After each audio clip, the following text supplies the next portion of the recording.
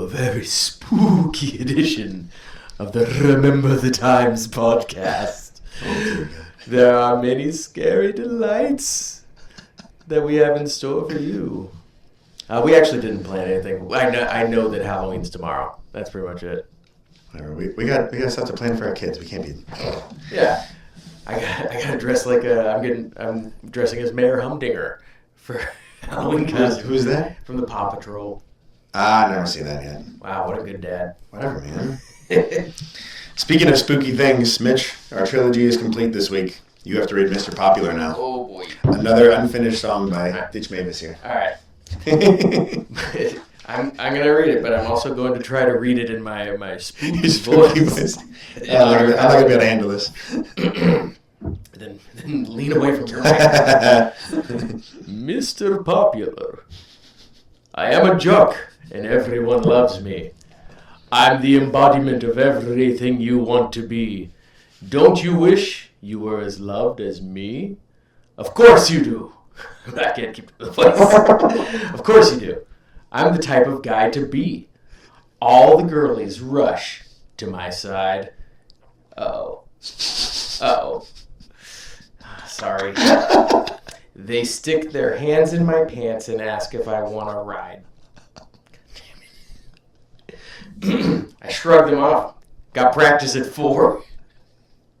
I've got a college scholarship. Who could ask for more? Damn it. Chorus. It's also important to point out that they stick their hands in my pants. I used the wrong there. So, not a bright guy. Chorus. Mr. Popular. Don't you wish you could be like me? I am everything you want to be. I sit in my uniform and watch MTV. I am everything you want to be. I'm just shocked there's not like a Sum 41. Yeah. That's not their first MTV reference either. No, that's another random shot. Because that's like, you sold out, you're on MTV. Right, yeah. Verse 2. You are a nerd and no one likes you. No one gives a shit about anything you do. Never touched a girl in your entire life. Oh, man. The best way to end this all is use your kitchen knife. No one will give a fuck if you die. There'll be no one around to mourn and cry. They'll be at the game watching me run around while your parents watch you get put in the ground. That's dark. Yeah. Took a dark, mean turn for no reason. At one point, I don't think I was either of these people in high school. I don't know why I would just pick this perspective to write a song for. I mean, the never touched a girl in your life part. Yeah, I was that guy. No, obviously. Did you hear the poetry I'm writing? Poetry. I was famously single. Oh boy. Alright. I'll let you off the hook next episode, but I'm really glad those are done for. You gotta brings up a lot of feelings there. No, just one. It's just super embarrassing. That's horrible for me. You have to start remembering things that I did stupid here at this point in time. The whole point of the show is that I can't remember it. Lucky you me. set me up to fail. Well, okay, enough of Mitch's old lyrics. We are back in 2007 here. May 2007, to be exact. If anybody remembers, things are really getting crazy here. We are about to play on the Queen Mary. As far as we know, we're opening for Killswitch Engage and My Chemical Romance. Those bands are huge. I can't believe they got them. I can't believe we're opening for them. I know. We just recently got asked to play Warped Tour, to which we said yes without question. Just 100% couldn't have been more stoked. And then we also had to renege on our summer Canadian tour that we were supposed to do, that was getting set up by a super enthusiastic fan of our band. So we just, at this point, we need to pick a new name. We have to figure out how to buy merch in bulk for the first time ever. We want to try and record a new EP or album to have ready for Warped, and we also have to figure out how to press those in jewel cases instead of just hand pressing them ourselves for the first time. And they needed to have a SKU, which we'd never even considered before. They needed to have a fucking barcode. Because Ken was going to release it on his label so we could get put on Nielsen SoundScan, which for anybody who doesn't know what that is, SoundScan is a system, is a company that basically tracks album sales for people. Back now it's all, you can just do it on an app, but back in the day you had to go get a signature from somebody from the venue, and I forget, there was one other signature I had to get, and then you had to fax it in to the company. We were here at this point and we sold this many albums. This many units. Yeah, so it was an extra fucking task that you had to do once you were ready for that level. And we also had to figure out how the fuck we were getting around the country, because we did not own a van or a trailer or anything. Or have the money to purchase any of those things. We had no money. So we'll just go down the list here. The first thing, we had to pick a new name. We didn't know what to do. We all brought a bunch of options that we definitely wanted to sound more metal. Besides the one that we ended up picking, I only remember one that you brought to the table, which was Scarecrow Fallacy. Huh. Do you remember that at all? Kind of. That one just super sticks out in my head. You explained it. I don't remember what it means, though. Do you remember? I think maybe I got confused with straw man fallacy. Maybe. Or maybe I was like straw man fallacy, but like that's not metal enough. So straw man is kind of a scarecrow. Okay. But it's a failure that you can make a fallacy that you can make in a debate or an argument where you build up this fake thing that you're now arguing against that instead of the actual thing that you're debating against. Okay. Gotcha. And I think I probably heard it in a class, and I was just like, write that down. Yeah. Nice. Yeah, I don't remember anything that I brought to the table or anything else. But we had to do it quick, so we did not have a lot of time. Yeah, we gotta record, put the name on that, get merch, put the name on that. And give it to Warped Tour so it can go on the catalog and on the website. I want to say we had under a week to basically say, here's our name. I don't even remember who suggested it originally, but if you recall, Chris and Josh were also in another metal band a few years prior who was now defunct called Allura. Yeah. Name's just sitting there. Yeah, it was just sitting there. It was a really dope name. It was John Thompson, who we've talked about, who was the bass player of Allura, thought of it. It was the Pink Princess of Ultron. Voltron, sorry, the cartoon, which is like a precursor to Power Rangers kind of thing, I believe. But I don't know. I don't know enough to refute you, but that feels wrong. I don't know. A lot of people, I feel like people have said that they might have gotten the idea from such a thing. But anyways, not the point. So they were in that, and we had decided to become more metal, and we already had 2 of the members, and the band wasn't playing anymore. So I think we really liked it, and we literally couldn't pick anything else. So I think we basically just said, if we can't pick a name in 24 hours, we have to tell Ken and Fletcher that we're Allura. Yeah.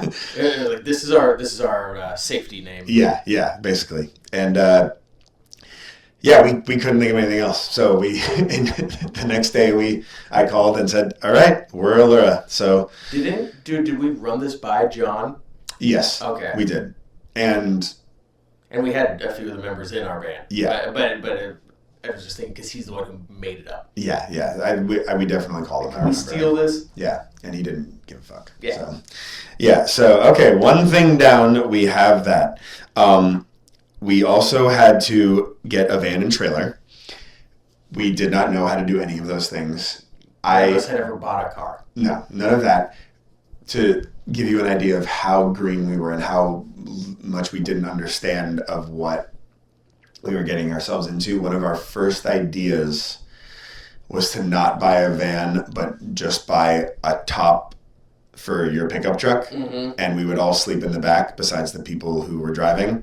And I remember we actually went to a place, it's off the 91 freeway in Orange County. It sells those shells. Yeah, because every time I pass it, I remember how stupid of an idea this was. Lived for 2 months in the bed. And I drive past that, I play out in Orange County 2 times a week probably. So every time I see that, I'm like, gosh, fucking, I can't believe we We're did that. idiots. Like, we would have died, like, a heat stroke, 100%, like, if we had done that. We would have had to get like a window AC unit. Yeah, like. But we would have found out about halfway through the tour that we needed it. Evidently, the rest of the country, besides the place that we live right by the Pacific Ocean, is affected by weather a lot more, which we didn't really have any grasp of. Did you know that? What? I didn't know that. I mean, we played in Arizona, and I'd been to like New York and Florida a lot, so I knew it, but like it felt that humidity before. Not to the point where like a lot of the places we played at were like over 100 degrees, like every day. You'd felt it, but you hadn't felt it standing outside for an entire day and then getting in a vehicle and driving all night. Jesus Christ.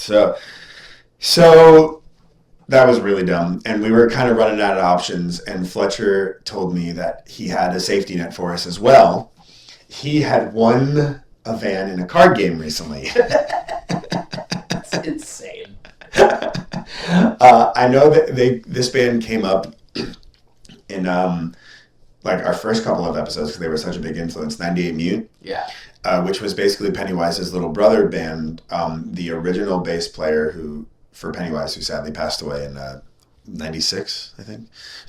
Jason, his younger brother Justin, started a really awesome punk band, which we all loved, called 98 Mute. Yeah, grew up loving them. That was the album that my mom hid from my older brother. Right, yeah. That swears. That was the first show Chris and I ever went to. It was one of their release parties.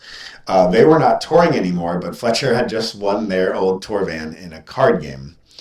And Justin still had his trailer. And if we couldn't figure out anything else, he would let us use that. And wouldn't you know it, we couldn't think of anything else. Couldn't get anything else. Yeah. So we didn't buy. We were allowed to use 98 Mute's old touring vehicle, which came complete with a giant dent in one of the doors because Fletcher had punched it.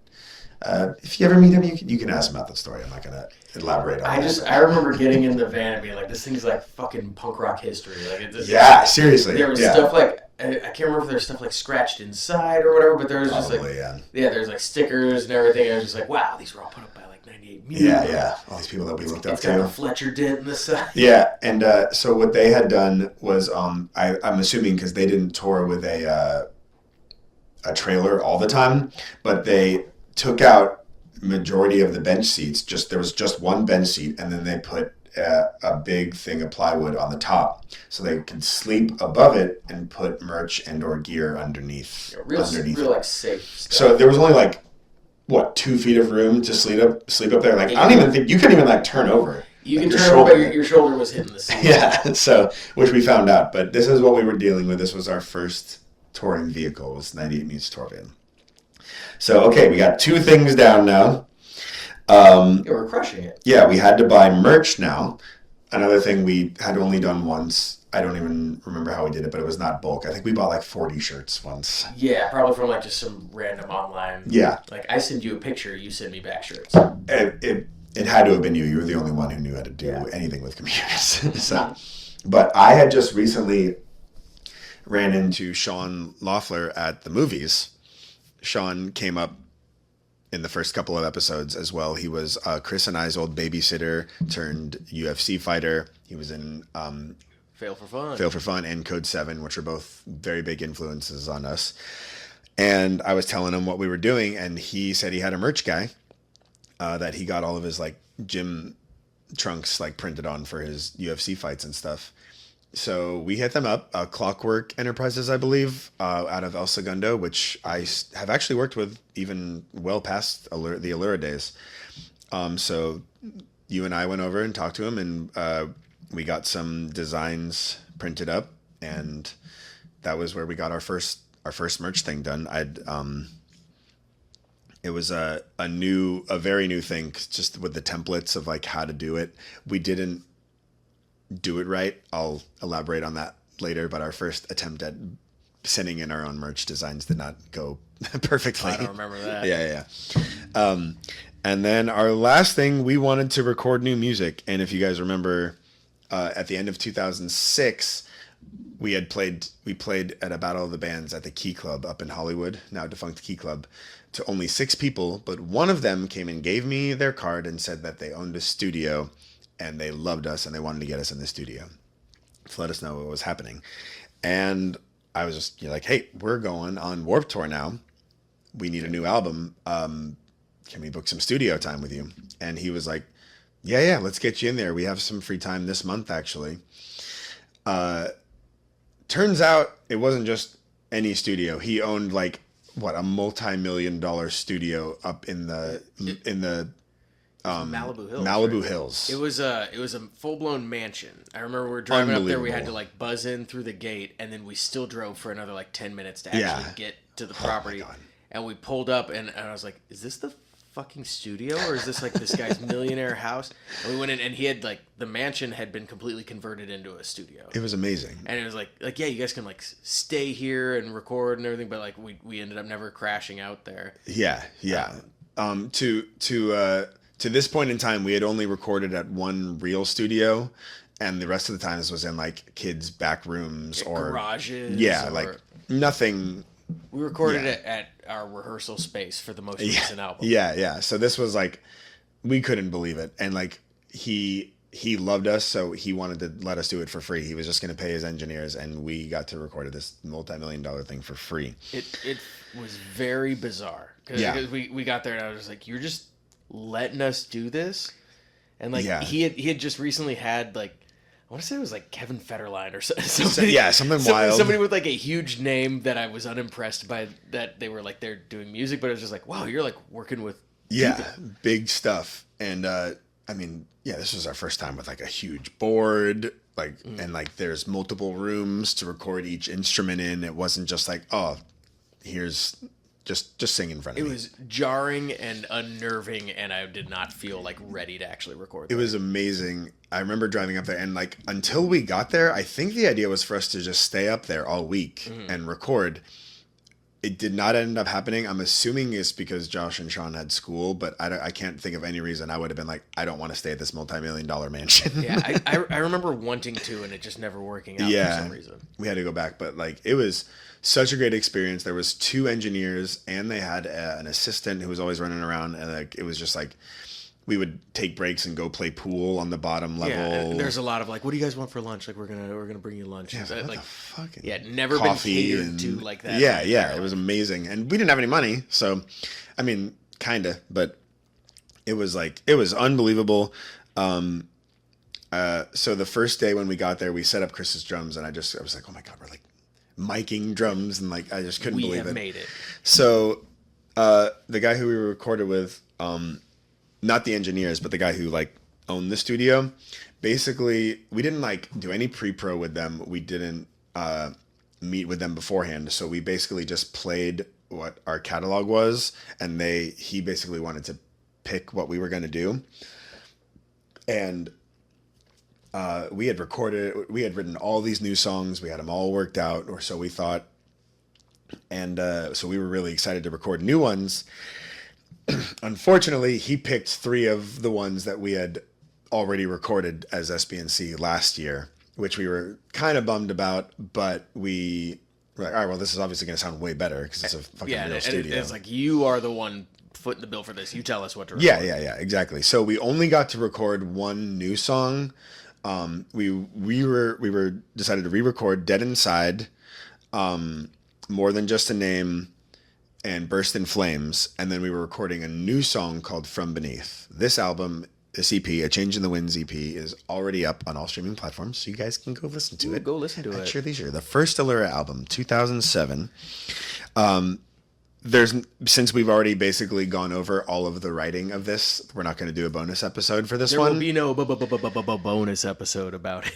Yeah. So I do want to talk about. It would be like 3 minutes long. 3 minutes. I do want to talk because I do have a funny story about writing From Beneath real quick, and then we can move on. But so Josh wrote From Beneath all by himself. I know Chris actually wrote really cool drums to it and everything. That changed it a lot. But Josh called you and I one night and was like, I wrote this really cool new song. Like, yeah, he's got to come hear it. and we came over and he was showing it to us. And after we were like, oh yeah, great. Like we'll get on it. And after we were done, after he was done showing us the song, he was like, yeah, I wrote lyrics too. And, but I couldn't think of anything else. So I just wrote about the clothes in my drawer for the second verse, whatever. Yeah. And you were like, what the fuck? Like, no, go write more. You know what? I'm going to write the lyrics. That's fucking like you were so mad at that. Because he presented it like it was done. Yeah. And was like, yeah, and the second verse is about the clothes in my closet. Like that was like an okay thing, Josh. I don't even know. Josh the Wash, man. So, did you write the melodies to this song? I think so. Yeah. I honestly don't really remember much of the writing of the song because I remember the timing of it confused me. Yeah. But you must have. But that's my only like memory of like writing it, that you were just like fucking no. I do remember that because it was like, so I wrote all the lyrics. The lyrics are done. The second half of it is clearly just placeholder lyrics. But no, it's done. This is it. This is what I did. Like go think about what you did. Go sit down. You're on timeout now. So that's our only writing story for this one. But so we went in there writing these. We had also, now that we were getting heavier, we were Allura, we wanted to be a metal band. We were also talking about changing tunings. We were for the most part, for anybody who's not a musician, I apologize, but we were playing in drop D and E standard tuning. But we wanted to go lower because all the cool metal bands that we love, like As Lay Dying and Slipknot, were dropping their tunings down. We were either thinking of going a half step down, or we were thinking of doing what Slipknot did and go down to drop B. I don't know if you remember that. Yes. So we were like on the teetering edge of that. We decided to just go a half step down, which is what we recorded in. Which I'm going to be honest, I kind of, the only one that sounds normal to me is From Beneath, because the other three were written a half step higher, and I feel like it lost its power because you and Chris were like belting more, and then you didn't have to, so it just sounded a little weaker. I don't know if you. So I remember distinctly like having a really tough time recording this. Yeah. And I never really thought about that. It could be because we shifted songs that I'd already recorded before down a half step. And like I just couldn't, my brain couldn't like grok it. Right. Yeah. That was another. Yeah. So you were having a rough time, so much so that I think JT, the guy who did it, like pulled you aside. No, I remember this very distinctly. We were doing Dead Inside. I was really like uncomfortable in an isolation booth with like the triple panes of glass, and then like the engineers and the whole band sitting behind the engineers like watching me. It's half step lower, I'm realizing now. Yeah. and I'm singing, and I see JT, the guy footing the bill, like clearly disappointed. Really? Yeah, like a hand over his mouth, and like they're like, okay, we're gonna try it again. The engineers are being super cool. And I'm just getting worse every time because I'm getting in my own head. I'm getting more shaky, and like I know that that's what he doesn't like, and I can't stop. And it's like it just keeps getting worse. And then at one point, I think he told you guys to go play pool or something. Yeah. And the whole band got kicked out, and it was like me, him, and the engineers. And he basically was just like, "This isn't what I heard at the Key Club. Like it's not sounding right to me." And really, yeah. But I got the feeling that I was like about to get put down. Basically, okay. It was very much like figure this shit out, or it's all getting canceled, and it'll be your fault. I didn't know he said that. He heavily implied that he was not happy with the way that I sounded on the recording. He was like, it sounds fake. It sounds like this is not what you really sound like. And I'm like, I'm just singing it, dude. Yeah. I don't know what to tell you. Like, maybe it sounded different at the Key Club, but I'm struggling to find it, and I feel very uncomfortable where we're at right now, like in the studio. And then, like, he gave me that speech, and then he was like, no, do it again. And, like, we ran another take, and he just goes, like, okay. And, slapped one of the engineers on the back, and he left. And I don't remember really seeing him for the rest of the recording. Really? Yeah, but he let us finish. Well, so, I mean, I think we had touched on this, like, a little bit. You know, like, you were, like, starting to have, like, on and off issues just from, like, for whatever reason, you know, we hadn't really figured that out yet. But, so, you know, I don't know. It was a thing that was like sometimes happening, but it never had happened in like in a recording session before. But I remember it wasn't like, because my off issues were usually that I couldn't hit the high notes that I would normally hit. My voice would break or something. Yeah. Like, this was like singing dead inside, which was like low. Pretty low. Yeah. But my voice was just, it was vibratoing too much or something. Right. And I do remember that same night, like you like in the car, you like apologized to us or whatever, which like, we weren't expecting like that. We were just like, all right, sometimes just everyone's having an off day or whatever. But that was the point where, if you listen to the SBNC versions of these songs, you were still screaming. And, I think one of the things that we like, this was the point where we had decided like, all right, we need to like take some weight off you. Like I think we were like trying to nudge it before, but now it was like, all right, like something's got to like now we have change. A screamer and a singer. Yeah. So it was basically like, so now these Allura versions, if you hear it beyond the tuning being different, Chris is now doing all of the majority of the screaming on it, like 90% of it or so. The only screams I did were the ones where it like transitions into a scream. Yeah. Yeah. Weird. So I think that was one of the things that we did to be like, all right, just focus on the singing and getting those notes, and this guy can ruin his throat if he wants. Well, because Chris could actually scream properly, like he figured it out, and somehow. I never did. So right. Every time I screamed, I was hurting myself. Yeah. All those fun things. I don't remember. I know that if you like, did you try and stop smoking? No, I did. This I remember distinctly because I used it as an excuse for myself later. Was that I told JT, I was like, I will stop smoking like right now if that's really what it takes. And he said something to the effect of like, no, you're gonna smoke like if it makes your voice sound right, you're gonna smoke a pack, and we'll smoke a pack before every single take until it gets your voice sounding the way that we like it. Oh, well, that's strange. But yeah, right. I thought that was strange. Anyways, but whatever after that point, like he was happy, and the more like clear and cut, like we have two singers now thing seemed to work, and we finished it.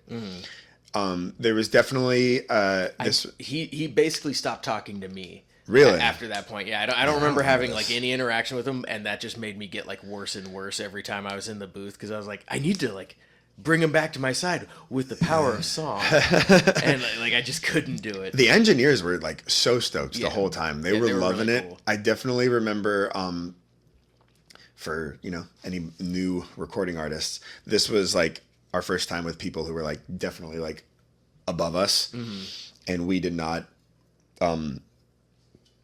weren't putting our foot down at all. We were just like basically giving in to everything. Yeah, whatever you say. And so there's definitely things that I look back and I'm like, you know what, I should have put my foot down on that more. But overall, we got a great response off of this, and it sounds awesome. It's definitely a fun listen. But so we got it done for free, and then on top of that, we got it mastered for free at like one of the biggest like studios in LA. I remember driving up with you and I think Sean, and there was like Linkin Park Meteora on the wall, like had insane. Done all this stuff. Yeah, and they just like our music's in the same spot. Like what? Like how it, and for free again. Like he just had all these connections. Like Jesus Christ, dude, thank you. Yeah. But so that was free. That kind of freed up more money than we were thinking. And then we had to figure out how to get that pressed. So we are about to go into June here. I don't know. That's kind of a lot of info. I'm going to be honest also. I'm seeing both of our cameras. The batteries are almost dead. Ah, okay. So we were debating whether or not we were going to split this episode in two. I think that might be a sign. Split it in two. Spooky surprise that this episode is now going to be two episodes. You just heard part 1 of episode 38. 38, part 1. Yeah, Mitch experiences his first real trauma as the result of a music producer being mean to him. Spooky. You're going to hear the rest of how we finished up getting ready for our first tour at the second half of this episode. Ooh, baby. It's going to be fun times. Thanks a lot, you guys. Happy Halloween. Don't forget to vote.